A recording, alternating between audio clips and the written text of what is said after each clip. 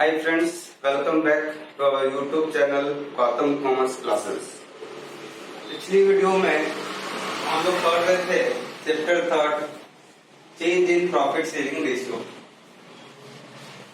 तो इस चैप्टर में हम लोगों ने पिछली वीडियोस में पढ़े हैं, पहला तो सेक्रीफाइस और गेन रेशियो कैसे कैलकुलेट करते हैं। फिर दूसरी वीडियो में हम लोगों ने पढ़ा था एक्युमुलेटेड प्रॉफिट और रिजर्व्स को पार्टनर्स के बीच में एडजस्ट करना या फिर बांट के खत्म कर देना, डिस्ट्रीब्यूट करना। आज बेसिकली हम लोग पढ़ेंगे revaluation account, preparation of revaluation account.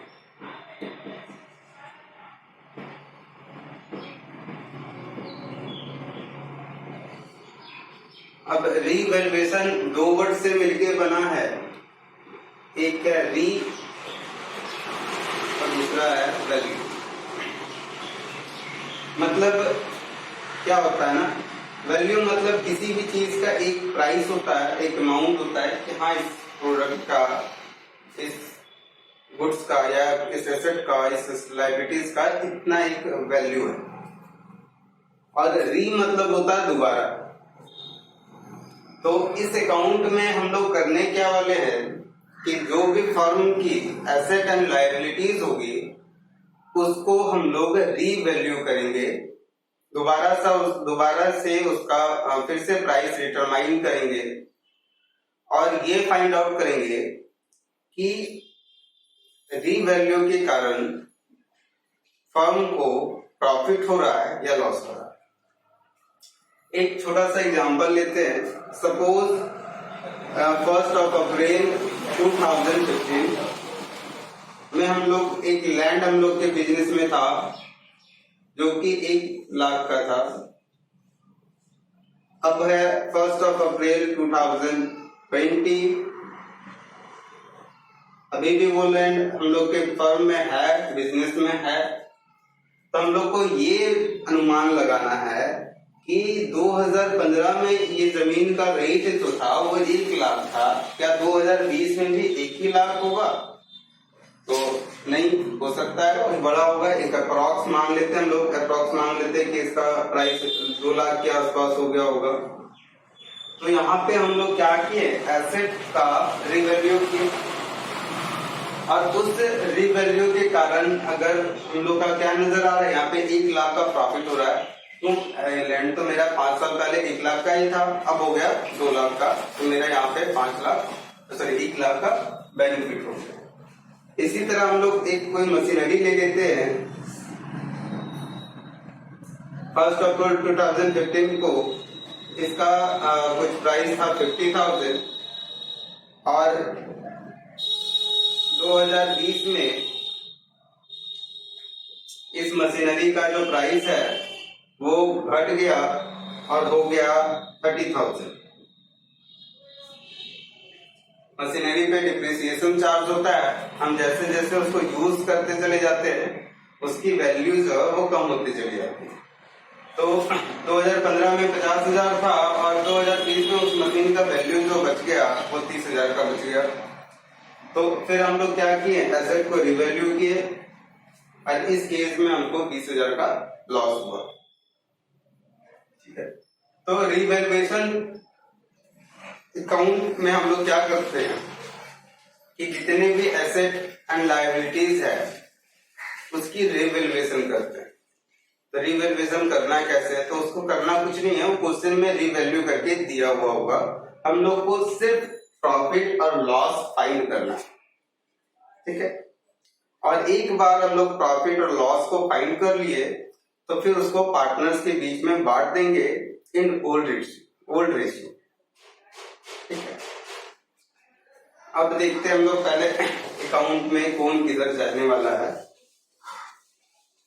तो रिवैल्यूएशन अकाउंट हम लोग का नॉमिनल अकाउंट है और इसमें हम लोग क्या फाइंड करने वाले हैं, प्रॉफिट और लॉसेस।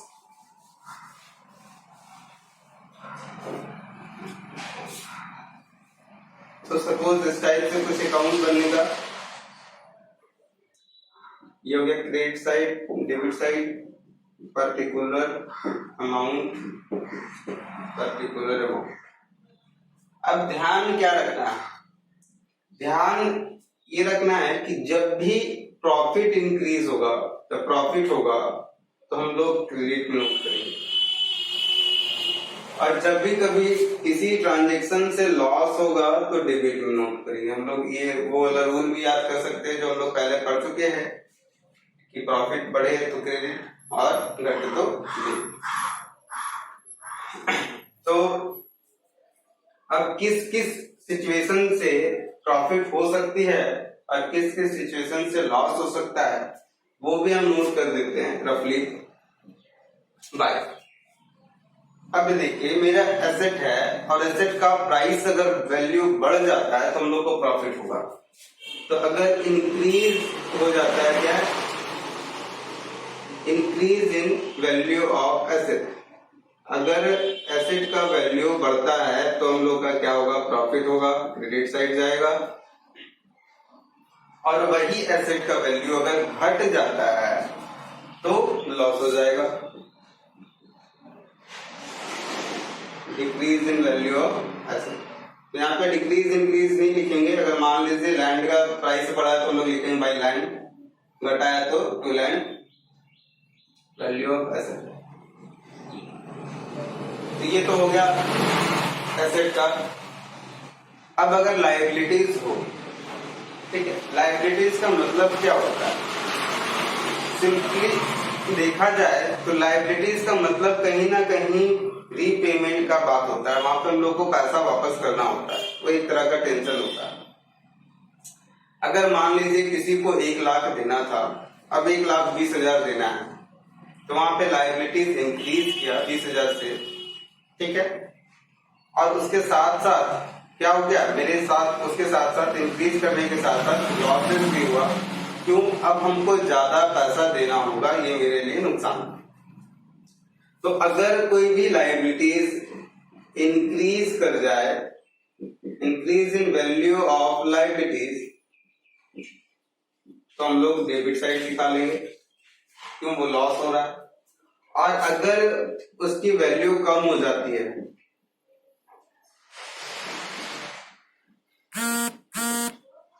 अगर लायबिलिटीज की वैल्यू कम हो जाती है, अब 1 लाख की जगह हमको 80,000 का ही पेमेंट करना है, तो हमारे लिए क्या होगा, प्रॉफिट होगा।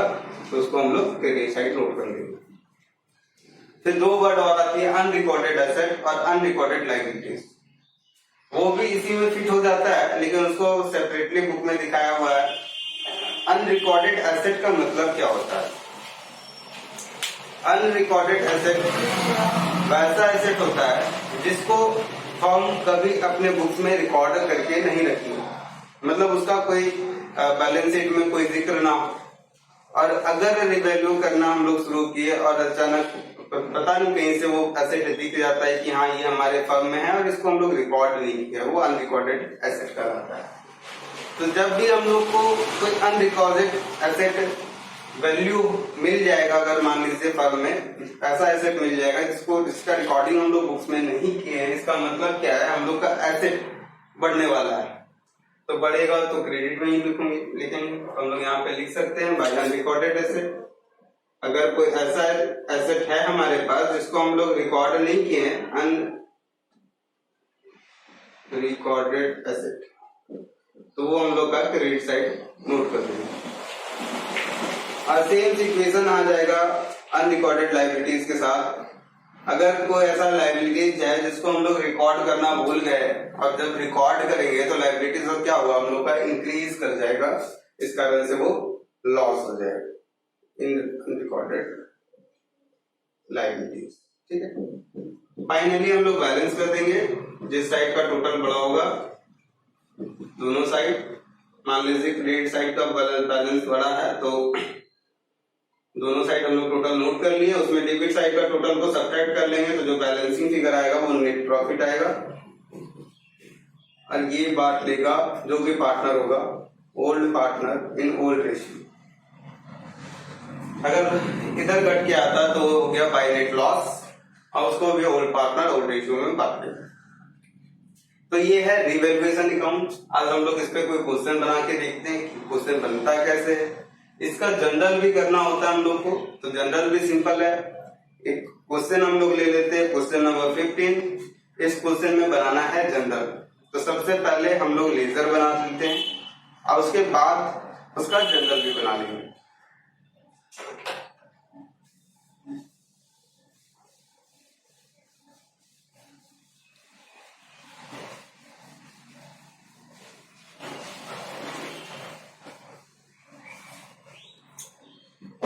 तो पेज नंबर 133, क्वेश्चन नंबर 15 हम लोग बनाने जा रहे हैं रिवैल्यूएशन अकाउंट।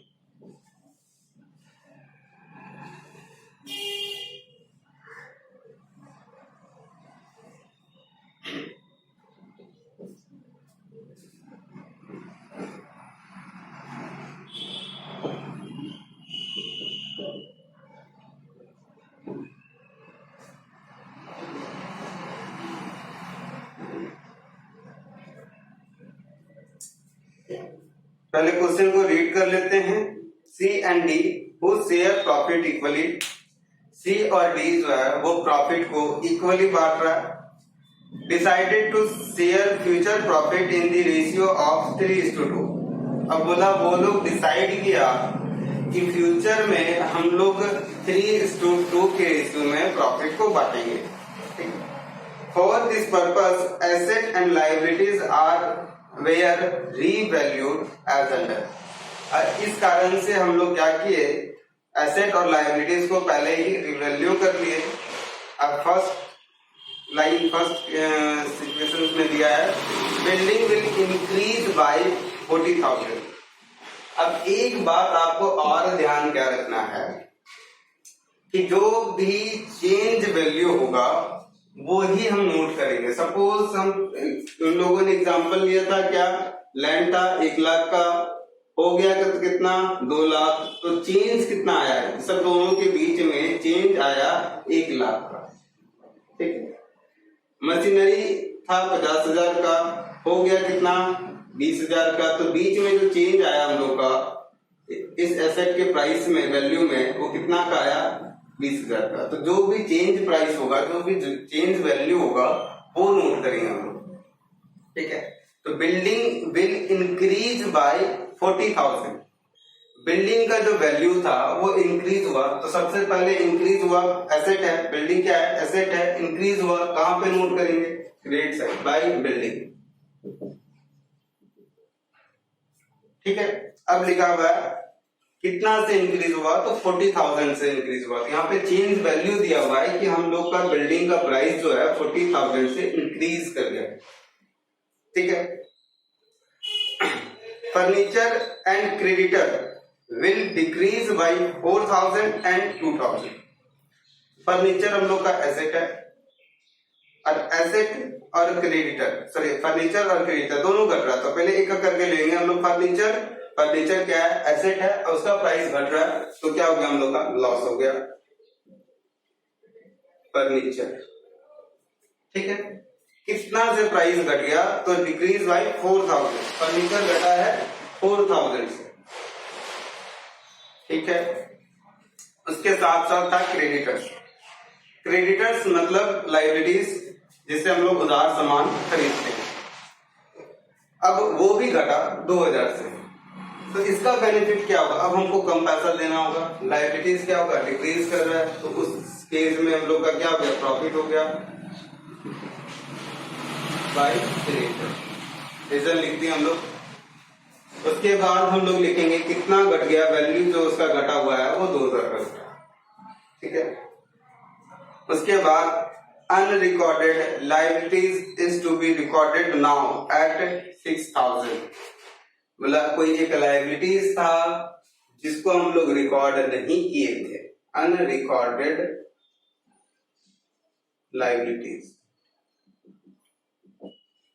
अब रिकॉर्ड करेंगे तो इंक्रीज कर जाएगा, इसका मतलब लॉस हो गया। और कितना का रिकॉर्ड किए हम लोग, 6,000 का रिकॉर्ड।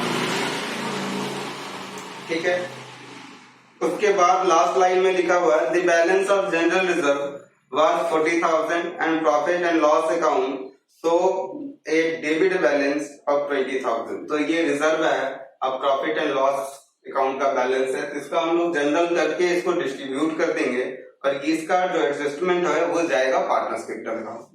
हम लोग रीवैल्यूएशन अकाउंट में सिर्फ एसेट और लायबिलिटीज को ही दिखाते हैं। और एक बात और नोट करने वाली बात क्या है कि गुडविल भी तभी जाएगा जब वो गुडविल परचेज गुडविल होगा। मतलब कभी भी हम गुडविल को परचेज अगर करते हैं तो ही इसमें हम लोग दिखा सकते हैं, अदरवाइज हालांकि मेरे ख्याल से वो सिचुएशन कभी आएगा ही नहीं, क्योंकि यहाँ पे सेल्फ जनरेटेड गुडविल का क्वेश्चन हमेशा मिलने वाला है। सेल्फ जनरेटेड गुडविल ही मिलेगा और उसका वो हम लोग का क्या होता है, इनकम होता है। तो इनकम को हम लोग दिखाना नहीं, दिखाना क्या है, एसेट एंड लायबिलिटी। रीवैल्यूएशन हम लोग किसका करेंगे, एसेट और लायबिलिटीज। ठीक है, तो किसी भी तरह का रिजर्व, प्रॉफिट एंड लॉस का कोई बैलेंस हो या फिर गुडविल हो, गुडविल ही क्यों ना हो, तो गुडविल हम लोग का इंटेंजिबल एसेट होता जरूर है, लेकिन कौन सा एसेट होता है, कौन सा गुडविल इंटेंजिबल एसेट होता है, जो परचेज गुडविल होता है। ठीक है, और सेल्फ जनरेटेड गुडविल हम लोग का इनकम होता है, इसलिए उसको हम लोग यहाँ पे नहीं दिखा सकते। ठीक है, तो देखते हैं हम लोग आगे आने वाले क्वेश्चन में डिटेल में चर्चा करेंगे। फिलहाल हम लोग इस क्वेश्चन ये क्वेश्चन कंप्लीट हो गया, अब इसको हम लोग बैलेंस कर लेंगे। पहले रफली हम लोग दोनों साइड का टोटल कर लेते हैं। इसका आ गया 42,000 क्रेडिट साइड और डेबिट साइड आ गया 10,000। टोटल कर लिए, क्रेडिट साइड बड़ा है तो दोनों साइड इसका नोट कर लेंगे, टोटल 42,000। अब इसमें से हम लोग डेबिट साइड का टोटल माइनस कर देंगे तो बच गया आपका 32,000। ठीक है, ये जो 32,000 का जो प्रॉफिट आया, यहाँ पे देख लीजिए फायदा कितना हो रहा है 42,000, लॉस कितना हो रहा है 10,000, तो 32,000 का सीधा सीधी आपको प्रॉफिट हो गया। अब ये जो प्रॉफिट हुआ इसको बांट लेगा कौन कौन, जो भी पार्टनर होगा। तो यहाँ पे पार्टनर है सी और डी, किस रेशियो में बांटेगा, तो ओल्ड रेशियो में बांटेगा। यहाँ पे दो रेशियो दिया है, ओल्ड रेशियो है इक्वली बराबर और न्यू रेशियो मतलब फ्यूचर वाला रेशियो जो है वो दिया है 3:2। तो ओल्ड रेशियो में 32,000 को बांट लेगा, इक्वली बांट लेना हम लोग को। ये हो गया क्वेश्चन कंप्लीट। ये हम लोग बनाए लेजर अकाउंट, अब बनाना है जनरल। तो जनरल बनाने में कोई दिक्कत वाली बात नहीं है, आप यहां से भी डायरेक्ट लेजर मतलब पहले लेजर बना के जनरल बना सकते हो या डायरेक्टली आप जनरल बना सकते हो। जनरल कैसे बनाना वो भी हम बता देते हैं। जनरल एंट्री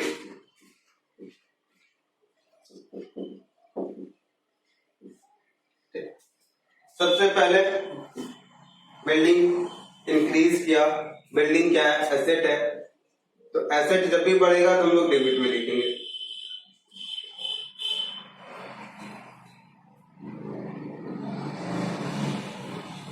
एसेट बढ़े तो डेबिट, ये रूल था हम लोग का। यहाँ पे हम लोग प्रॉफिट और लॉस को फाइंड करके नोट कर रहे थे। ये यहाँ पे थोड़ा सा डाउट होगा, थोड़ा सा कंफ्यूजन होगा, वो देख लीजिएगा।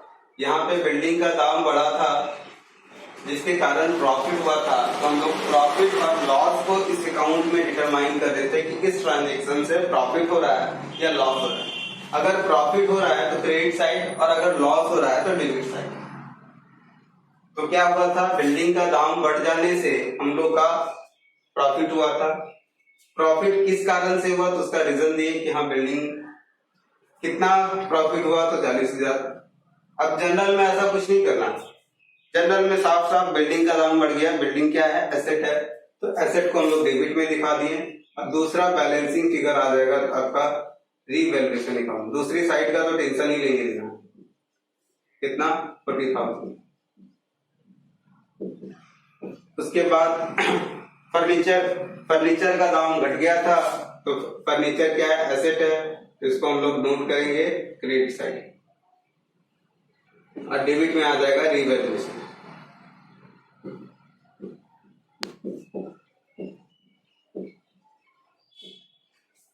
इसके बाद क्रेडिटर लायबिलिटीज है, लायबिलिटीज घटे तो डेबिट। तो अगर क्रेडिटर था वो भी, इसका भी 2,000 घट गया था, तो 4,000 था फर्नीचर का।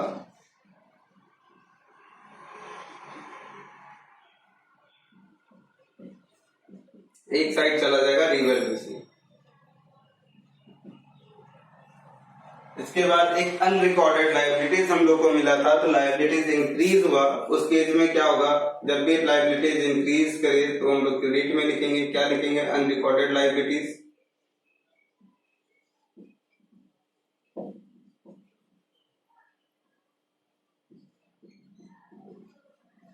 $6,000 और डेबिट साइड आ जाएगा रिवैल्यू।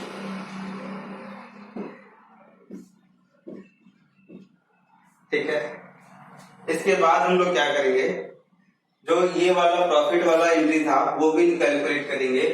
कैसे करेंगे, यहाँ पे देखिए रिवैल्यूएशन क्रेडिट में है 40,000, यहाँ पे रिवैल्यूएशन क्रेडिट में है एक बार और 2,000, तो क्रेडिट साइड हो गया रिवैल्यूएशन 42,000। ठीक है, फिर डेबिट साइड वाला रिवैल्यूएशन को ऐड करेंगे, एक बार आया 4,000 और एक बार आया 6,000, तो डेबिट बैलेंस हुआ रिवैल्यूएशन का 16,000। अब जो साइड कम है उस साइड को हम लोग लिखेंगे रिवैल्यूएशन। डेबिट साइड में कम है, डेबिट साइड में हम लोग लिखेंगे रिवैल्यूएशन। कितना कम है, तो हम लोग का 32,000, इसको बांट लेगा सी और डी।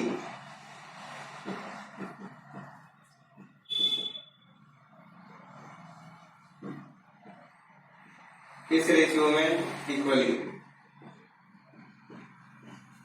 ठीक है, और उसके बाद हम लोग दो जनरल एंट्री और करेंगे, एक जनरल रिजर्व बांटने का और एक प्रॉफिट एंड लॉस बांटने का। तो रिजर्व का कौन सा बैलेंस होता है, क्रेडिट, हम लोग उसको क्या करेंगे, डेबिट, और कर देंगे सी कैपिटल और डी कैपिटल को क्रेडिट।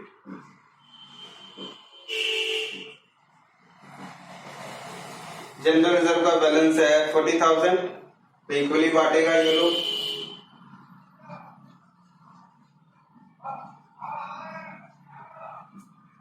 प्रॉफिट एंड लॉस का डेबिट बैलेंस है, तो उसको करना होगा क्रेडिट, और सी और डी कैपिटल जो है वो हो जाएगा डेबिट।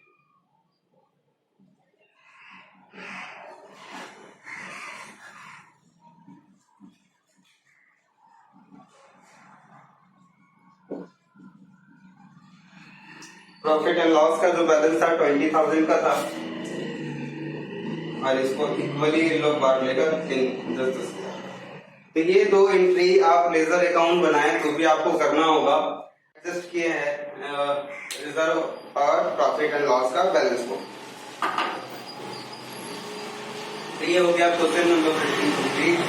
बनाना हम लोग को था जनरल एंट्री, लेकिन जनरल के साथ साथ हम लोग लेजर अकाउंट भी बनाना सीख गए। तो इसको बनाने समय ये याद रखना है कि क्वेश्चन में जो एडजस्टमेंट होगा उसमें कभी बाय वर्ड का यूज करेगा, कभी टू वर्ड का यूज करेगा, तो क्वेश्चन अलग अलग तरीके से यूज करेगा। उसमें आपको जो चेंज वैल्यू होगा वो डिटरमाइन करना है बढ़िया से, और उसके बाद हमको लगता है कि क्वेश्चन आपसे सॉल्व हो जाएगा। क्वेश्चन नंबर 16 है, जिसको हम लोग रीड करते हैं। The following is the balance sheet of S&T on 31st of March 2017. They share profit and losses in the ratio of 3:1.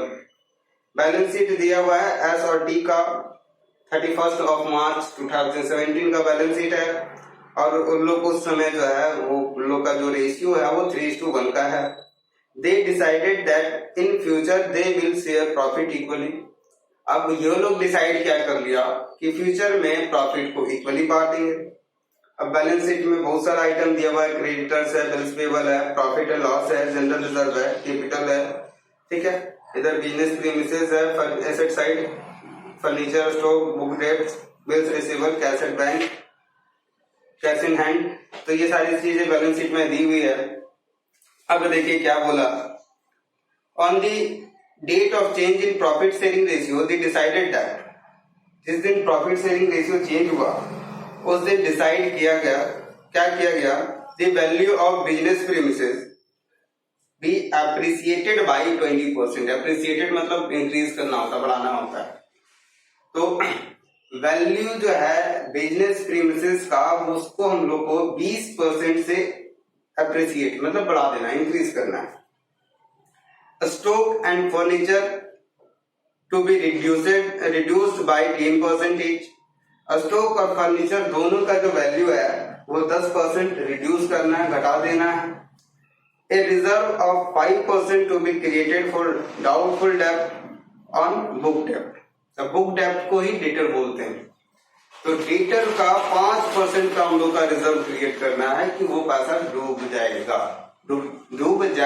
डूबा नहीं है, ठीक है। हम लोग रिजर्व बनाते हैं कि हम लोग ये अनुमान लगाते हैं कि किसी से 1 लाख लेना है तो उसका इतना % हम लोग रिजर्व पहले से बना के रख लेते हैं कि हो सकता है 10,000 हम लोग को ना मिले, ठीक है। तो ये 3 एडजस्टमेंट है, 3 में से 4 है, 2 एक ही में है, तो हम लोग बनाते हैं इसको।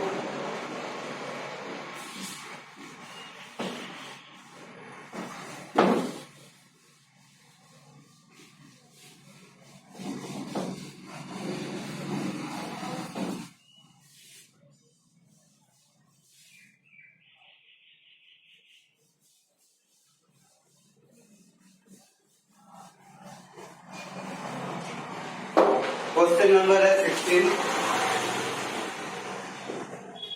बनाना हम लोग को रिवैल्यूएशन अकाउंट।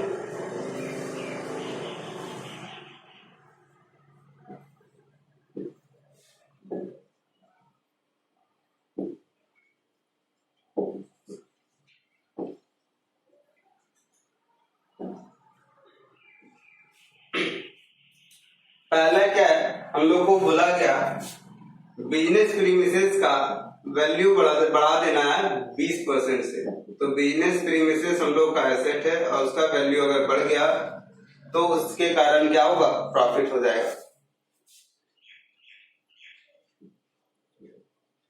तो जब भी प्रॉफिट हो तो क्रेडिट में नोट करेंगे हम लोग। अब 20% बोला गया तो हम लोग बैलेंस शीट में देखेंगे कि उसका प्राइस कितना है, उसका वैल्यू कितना है।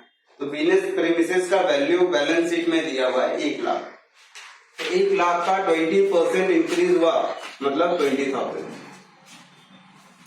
उसके बाद स्टॉक एंड फर्नीचर का जो वैल्यू है, स्टॉक एंड फर्नीचर दोनों का वैल्यू, दोनों एसेट है, दोनों का वैल्यू घट रहा है, तो लॉस हो गया टू स्टॉक टू फर्नीचर।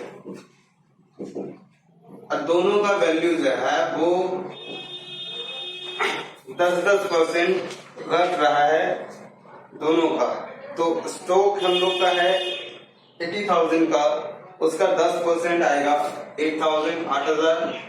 अब फर्नीचर है 4,000 का, तो उसका 10% हो गया 400। इसके बाद है हम लोग बैड डेब्ट पे, मतलब बुक डेब्ट पे हम लोग डाउटफुल रिजर्व बनाएंगे।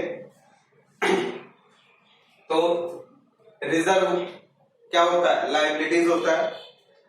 तो लायबिलिटीज यहाँ पे पहले से तो कुछ था नहीं, बढ़ रहा है, तो रिजर्व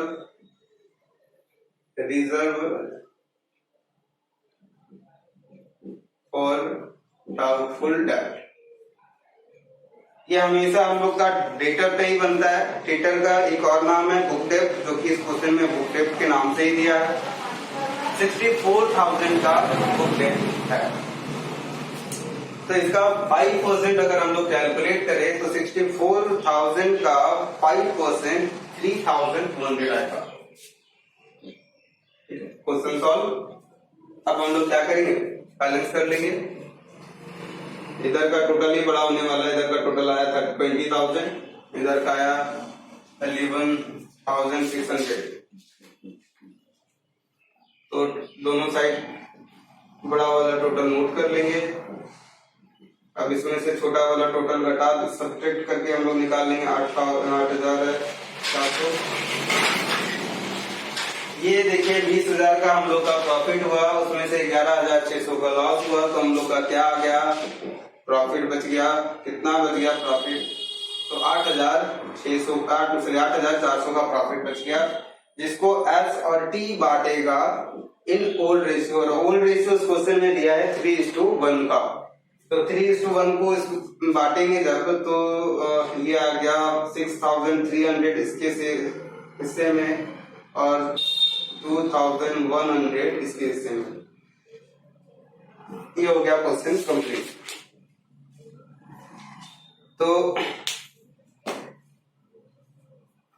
ये था रिवैल्यूएशन अकाउंट। सिंपली इसमें थोड़ा सा ध्यान रखना है क्या कि अगर कोई ट्रांजेक्शन को एडजस्टमेंट से हम लोग का प्रॉफिट हो रहा है तो वो क्रेडिट में जाए, और अगर कोई लॉस हो रहा है तो वो डेबिट में जाएगा। अमाउंट का कॉलम में चेंज वैल्यू लिखना है, जो भी वैल्यू, जो भी एसेट और लायबिलिटीज की वैल्यू में जो भी चेंजेस आई होगी बस उसको रिकॉर्ड करेंगे और लास्ट में हम लोग बैलेंस करेंगे। ठीक है, ये बहुत इंपॉर्टेंट है। मैंने पहले वीडियो में भी बोला था ये बहुत इंपॉर्टेंट है। क्यों? हम लोग को इस चैप्टर में भी पढ़ना है, इसके आगे अगले 3 चैप्टर में भी रिवैल्यूएशन अकाउंट बनाना सीखना है। दोनों में सेम है, कोई ज्यादा डिफर नहीं है, और इससे एग्जाम में भी एक लॉन्ग टाइप क्वेश्चन 100% रहेगा ही रहेगा। तो आज के लिए फिलहाल इतना ही। हम अपने आने वाले नेक्स्ट वीडियो में लॉन्ग टाइप क्वेश्चन बनाएंगे, जिसमें हम लोग को रिवैल्यूएशन अकाउंट भी बनाना होगा, पार्टनर्स कैपिटल अकाउंट भी बनाना है और बैलेंस शीट भी बनाना है। तो आज के लिए फिलहाल इतना ही। हम फिर दोबारा मिलते हैं अपने नेक्स्ट वीडियो में। Thank you.